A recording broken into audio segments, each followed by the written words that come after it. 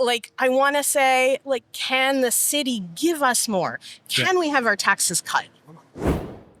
Hey, I'm Jason Rockman with Les Montréalistes. Today we are in the southwest of Montreal on Monk Street, and we're going to be talking to a local business owner who, like a lot of local business owners in Montreal, is facing high taxes, high rent increases, and low foot traffic. What do you do to make local businesses better in Montreal? Harlie Dover is going to give us some of her ideas and some of her experiences today on Les Montréalistes. Let's get to it.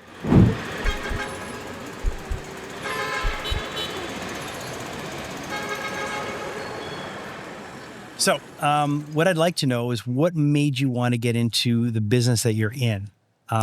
Was there something in your life where you said, I want to make things more affordable for people that are having kids? Like, there's got to be something that starts the passion of you wanting to start a business. For sure, all of the above.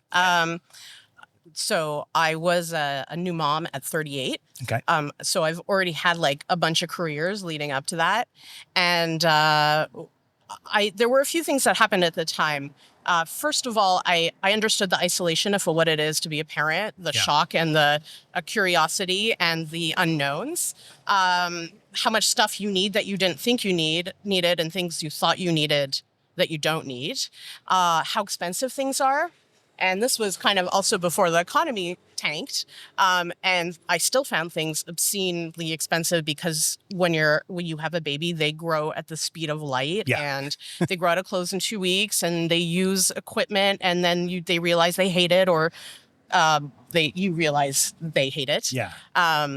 Or they're just too big. So I wanted to have an option for parents where, one, having a place, a physical space where they could go at the time, where they could also, create community and have a place to talk and feel comfortable. And I did workshops and stuff, and having the used gear, which gave people a much cheaper option, avoided kind of the pains of being on Marketplace. Right. Which is, like, for all humans, a horrible experience for the most part. Yeah. Nobody likes buying or selling on Marketplace. Is this available? Yes. Are you interested? Right. So and also kind of driving across the city, seeing the state of things that are crappy or smell like smoke, or I experienced it all. Sure. So I wanted to bring that to a physical environment where people could see and touch and smell and find the things that they needed. At the beginning, I added a component of like all locally made Quebec new products. Right. Then I kind of opened it up to Canada, and then I was like, no, people just need stuff, and we're in a neighborhood where they don't have access, and they don't want to go to Amazon, and they don't want to order from Amazon, they don't want to go to Walmart. They want to support a local store. Sure, of course. And this was during the pandemic too. Right. So it was like the whole like buy local was hot. So didn't matter what I was selling, people wanted to support something local. And in this neighborhood in particular, where we have like no options, in fact, the whole Sud-Ouest, St. Henry, Point St. Charles, LaSalle, Verdun, there are no real kids stores. It's true. So I wanted to fill a gap. I wanted to bring my experience as a parent to other people. And I wanted to help build my own neighborhood because I do live here, also like 2 blocks away from where I opened my first boutique. Right. And the crazy thing, talking about kids' clothes and kids' needs, they do grow so quickly. Yeah. And being someone who's, my kids are 21 and 18 now, but I went through that where, you need the Jolly Jumper for 4 months. Yeah. And you don't need, and if it's $119 and if you can get one for 50, that's it. And they're lightly used, how much are they going to break it? It really does make a lot of sense to have something like you have, because people need that. And not everybody has got family, that have older kids. Not everybody's got that luxury of having the hand-me-down. Mm-hmm. Because when you're, the whole idea of like kids and then having family that have kids that have grown up is that community thing where, don't worry, I'll give this to you. But not everybody has it. So to build that, we don't all have those villages, right? But to build that for somebody, I think is a great idea. So and then there's the whole like ecological aspect, the sustainability, saying to the garment industry, like, screw you, I'm not contributing to this. Right. I realize that like Old Navy sells the same pants for, that goes from $12 to $8 and then they're on sale for $3. Right. And I'm selling the same used pants for $3, but people make the choice to buy secondhand because they're doing something that they believe in. Sure, of course. And the garment industry is like one of the biggest polluters worldwide. It is a huge movement. I mean, France just instituted laws where fast fashion is not allowed to advertise. They're penalized for, and it's, I mean, I don't know all the ins and outs, but it's interesting. Like this area, this neighborhood, the people that are coming into here believe in that. There's a lot of young families. Yeah. Like there's been just a huge influx in Villemart in the last 5 years. And I've seen it. I've seen it too. Being someone who lives in this neighborhood. Yeah. And being someone who's invested. It's changed. It's developed. So people are asking for things. Yeah. They're like getting them. And then all the economic factors and all the problems that are surrounding the neighborhood are kind of blocking the development that everybody's asking for and really wants. Right. So you start with this idea. You get it off the ground. Yeah. You get a storefront. Yes. You're hopeful. Yes. And I think anybody that's been an entrepreneur knows that feeling. You know, you're putting all your chips in the middle of the table and you go, let's go. You open up. Yeah. And how's the response? So like theoretically response is amazing. Right. People are so supportive. Everyone's happy that walks in. I don't have unhappy clients. Everybody like loves babies and likes looking at them and, you know, they're sweet and the stuff is cute. And I tried to make a really nice shopping experience where everything was beautiful and sweet. But like, there's a few problems. Like my business model was ridiculous. Like I just tried to do everything at once. Yeah. I made the fatal error of being overexcited and over enthusiastic and the kind of person that just like goes full forward and full speed into stuff, and tried to make everyone happy. So there's that. That's my pain to like deal with.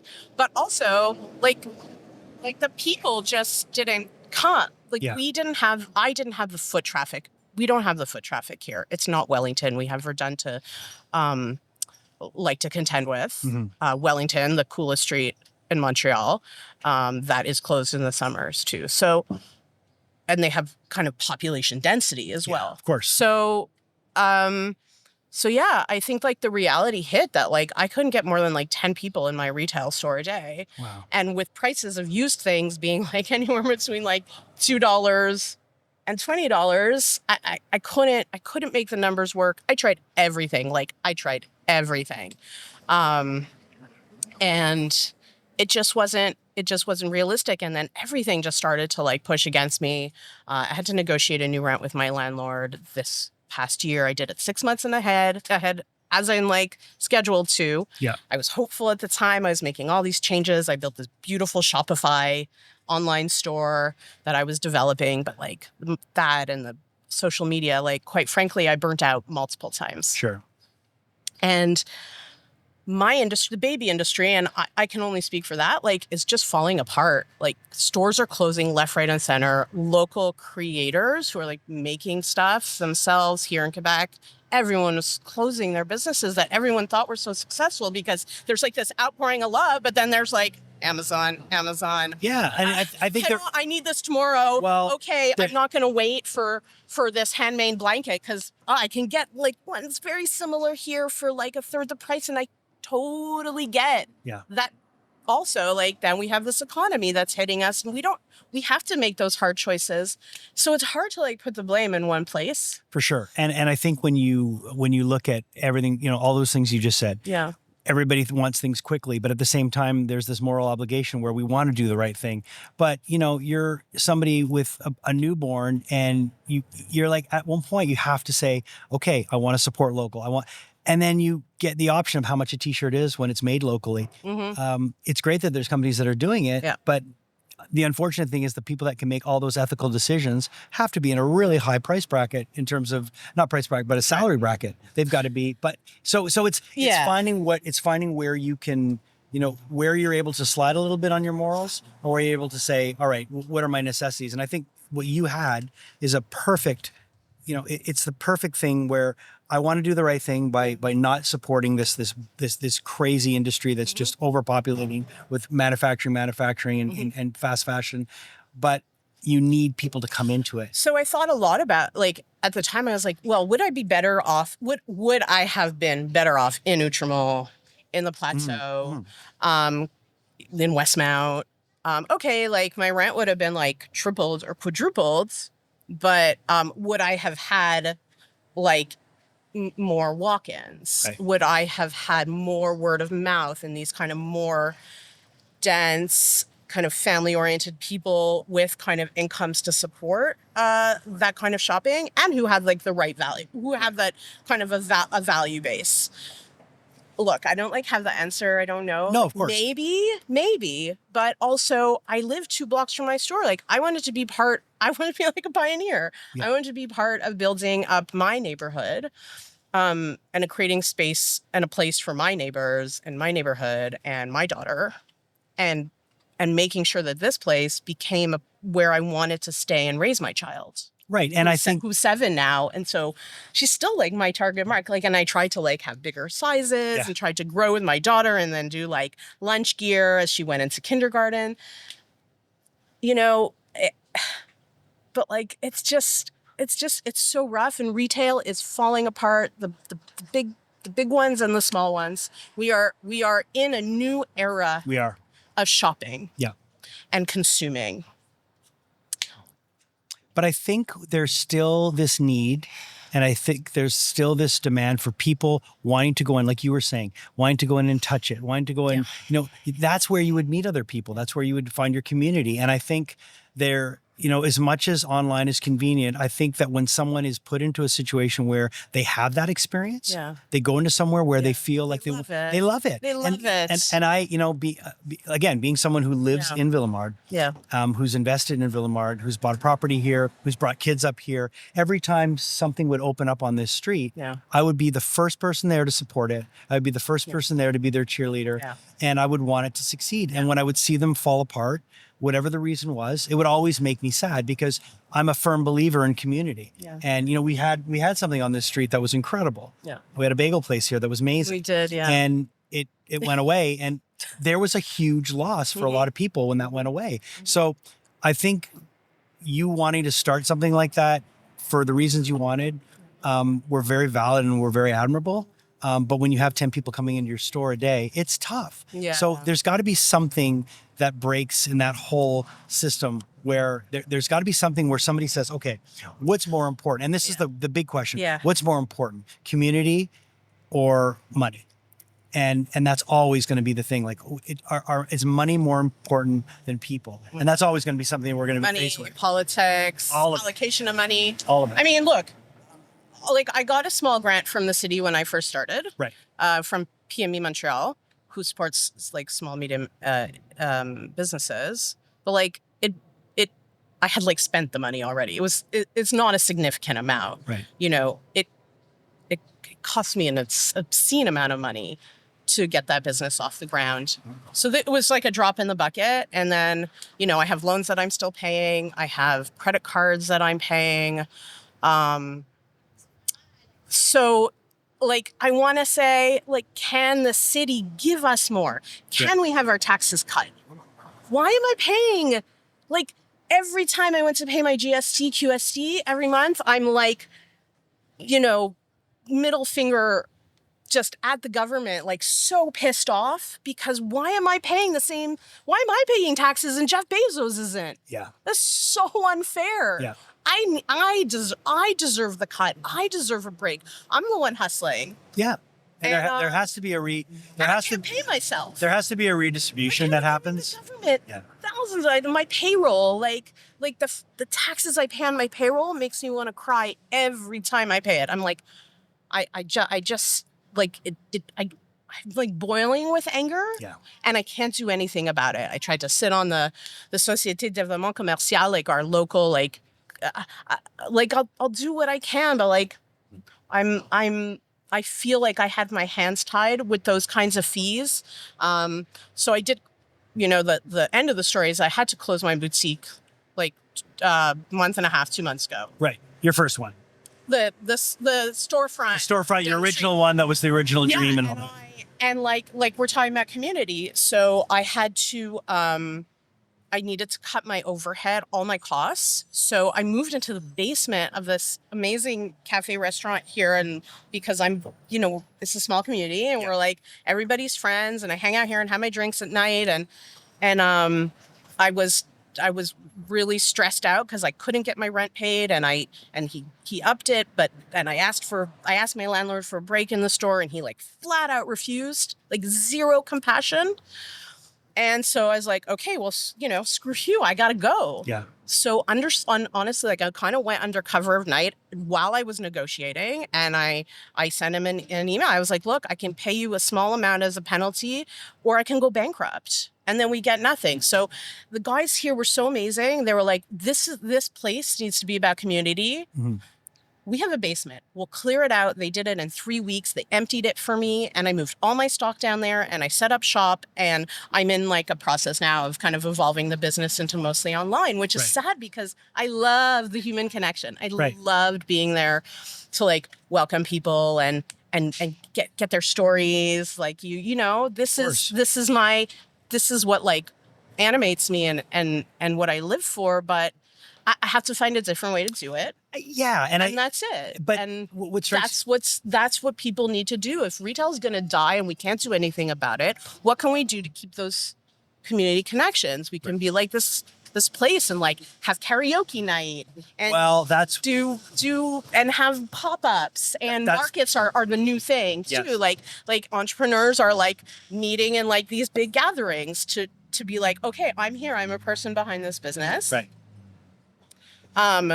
The world is kind of working against me as an entrepreneur or a retailer, especially. So where can I go, and how can I access my community, not just online where there's so much noise, but also like locally and in person and events and connecting with other entrepreneurs. So doing a lot of like, collaborations and stuff. So we have to think differently. The thing that strikes me about you is that you're somebody that's going to get stuff done. Yes. And so you're going to take a new opportunity like this, and you're going to go, all right, so this new opportunity, I have this space. I'm going to move a lot of stuff online, but you have a space still. And we need a space. Right. And what's great is that if you have that space, and if you do things in that space, like you mentioned, like, events, like, maybe play dates, whatever, it still fosters that sense of community. And I do believe that, if you think that you can't have if you don't have an online presence today, you're shooting yourself in the foot 100%. Absolutely. You have to. Yeah. But I still think that there's an inherent problem with going up and down a street like this, which everybody that comes up and down the street tells me, this has so much potential. It's why there's parking, there's storefronts. Why is this street not working? And that frustrates me because it's depressing when you go up and down and you see empty storefronts. That shouldn't be happening. It's funny because it's like almost more visible here because it's small. Yeah. So it's like just a few blocks of storefront. It's not like Mount Royal and Saint Laurent and Saint Denis, they've all gone through these evolutions of like at Sherbrooke and Westmount. What a disaster! Like all these places that have been, retail stores like priced out by the landlords and by these and it's so complex. Like it's managed provincially, right? The rent, commercial rent regulation, which doesn't exist. So like these builders can come in and just like raise your rent indiscriminately. 200% if they want to, which no small retailer can handle. And they sit in these empty stores. And we've seen this in Montreal for 2 decades. We need to explain. I think we need to explain. No, we should explain this to people that don't understand. So go for it. when you're renting residentially, yes, you're protected where there's only a certain percentage relatively, but there's a percentage that they're allowed and you're relatively protected. Yes. But commercially, not at all. Zero. And that's what people don't understand. Yeah. Is that your landlord can just decide to go, I'm giving you a 38% rent increase and good luck. Good luck. Yeah. And that's crazy. Yeah. It's the reality. I told a few people and they were shocked. They're like, no, I thought they could only raise it like 2% or 2. No. That's what people don't understand. Absolutely. And when I found that, I was like, are you kidding me? Yeah. Like, how is anybody supposed to make it? I mean, you have to get super lucky with a good landlord, I guess. Or sign put your life on the line and sign a 10-year lease. Right, exactly. And cross your fingers and hope your business will work. And very few people are able to do that now, especially. And yeah, it's not a good situation. I mean, I did manage to like renegotiate a small increase, but it's not like it was like proportionately with the amount of business I was getting. Of course. I'm still losing money. So these empty storefronts, and the funny thing is, like, all the pure bureaucrats will tell you that, oh, well, we have like a really high occupation rate on Monk. There's only like a 2% empty storefronts, but like walk up and down and see what those storefronts are. Yeah. Like they're not all. There's definitely new places that are filling some gaps, but like a lot are not serving the community. They might be service industries, which is fine, but they could also be on second floors. They don't have to take retail spaces. Right. There's so many dentists on the street. I don't know if you've noticed. No. It's crazy. And there's an insane amount of hairdressers and barbershops. Right. It like every time one opens, I'm like, what? Why? Yeah. Like why? And then they're on all the adjacent streets too. Yeah. And it's like the running joke in the Facebook groups. Like, oh, I see something's going to open there. I'm like, that's definitely going to be another hairdresser. Never. Like, I mean, obviously, I never really pay attention. Right. Okay. I mean, so, but I know what you mean, and it's disproportionate. Well, and there's regulations. Things could happen. Yeah. If the city took action. Took action for sure. Having the city take action is painfully slow. Yeah. I know this. I've seen it. If you want to, like, okay, so there's a moratorium on churches on the street. Right. You cannot open a new church. Yeah. The fact that like people are opening multiple churches is quite crazy in and of itself.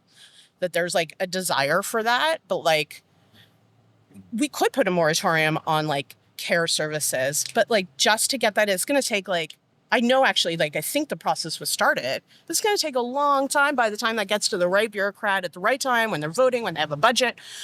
Oh, it's like, and by then they might have closed down. But by then there's going to be 5 more hairdressers, and then you're stuck with them, and then there's no more retail spaces for people who actually have a business that is serving the community, that will grow the neighborhood, and like, look, I'm not talking about gentrification. I don't want to use that word, like gentrification. This is like just basic living. Like, we used to have a bagel store. We used to have a post office. Right. The post office closing. I mean, when they, and the post office wasn't a standalone post office. It was a post office. It was the back of Jean Coutu.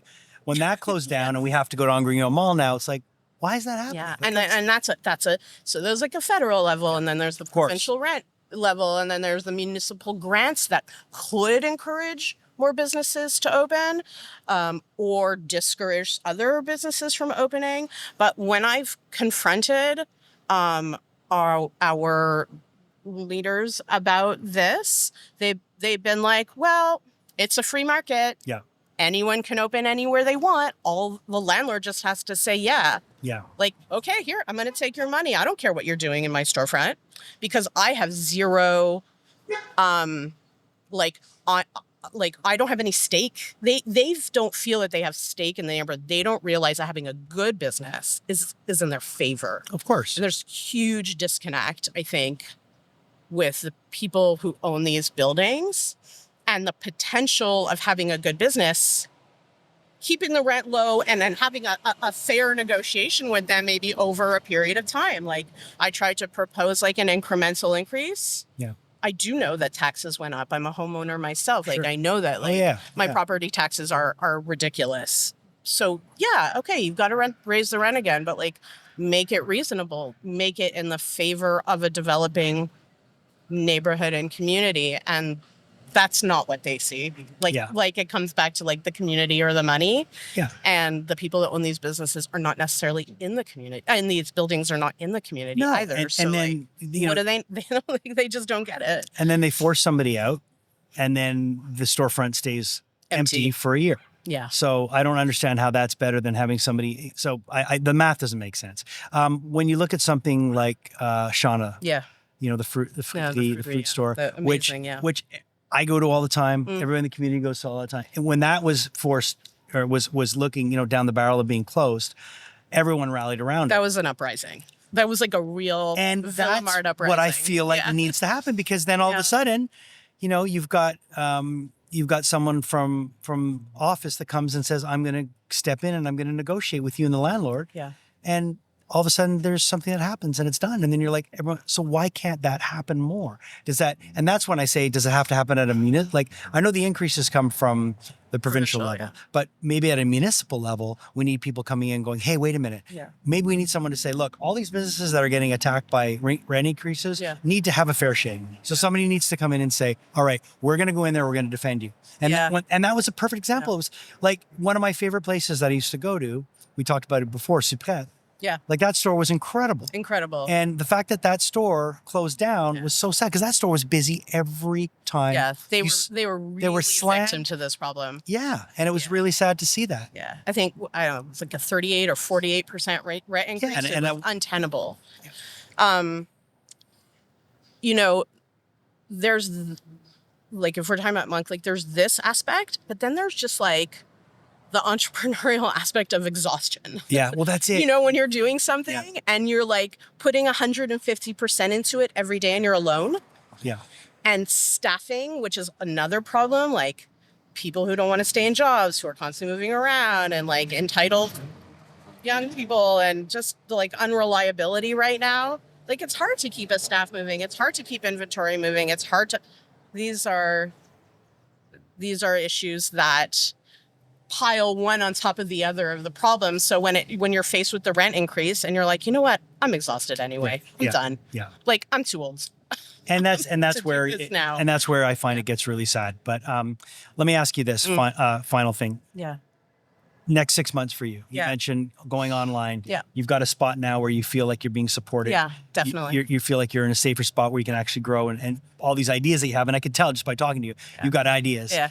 Where do you see NouLuv from here in the next 6 months? Yeah, I think NouLuv has the potential to be like a really reliable, trustworthy place where you can get your secondhand gear for your kids, for your babies, online, but that you can connect with us like through events and stuff. But I want to see it rolling. And it was like I said, like all the money that I put into my rent and my electricity and my taxes and my fees, which, you know, many still exist. I just have to move them to meta ads, and I have to be the face of the company, and I have to connect with people emotionally and understand and feel their pains and respond to them. And be a place where people can come pick up their stuff, or I can ship it because it's easy now. Yeah. I would like to just like kind of have that like personality of my business in an online format where I can, but still like make those real connections when I can. But that it takes like kind of an equal amount of energy, but a different kind of energy. And I'm excited. I'm excited about like the new face of the business, but I'm sad. I'm sad about losing that storefront. I'm sad about Monk and it's like the roller coaster of potential and disappointment. Yeah. But I'm also like, there's still hope. Like I think we both feel that as residents that there are places that are opening now, ice cream and coffee that are giving us like a glimpse of potential. Well, it's like a little shot of adrenaline in the arms. Like, we got it. We got this. Yeah, and I think all these people are out to support each other. I think that's what a small community is about. And that's how I felt with Cafe Monk supporting me and inviting me to be in their space. Well, this situation you're in right now is a perfect example of community, holding each other up. That's it. And I did a big event a couple weekends ago, and like people showed up like crazy. Like all my old clients were like lining up. I drove by and I saw the line. So I was like, okay. Yeah. We were selling, bins of clothes to people for, you fill a bag for $25 and you're like set. It was an amazing event, and people were so happy that I was still open. Yeah. Well, I wish you nothing but continued success. Keep fighting the good fight for our beautiful little borough that we love so much. Yeah. Cool. Thank you so much. Cool. Appreciate it.